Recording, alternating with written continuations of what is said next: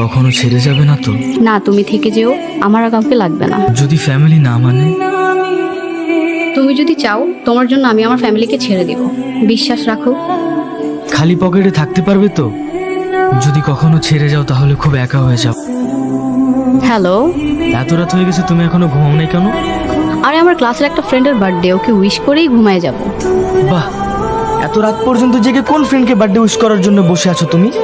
ছেলে নাকি মেয়ে? আরে আমার ক্লাসের একটা ছেলে ফ্রেন্ড, ওকে বার্থডে উইশ না করলে ও রাগ করবে। ও আমাকে উইশ করছিল, এই জন্য আমি ওকে উইশ করবো, দেন ঘুমায় যাব তো। এর থেকে বড় কথা হলো তোমার ছেলে ফ্রেন্ড আছে, ওইটা তো আমি জানতাম না।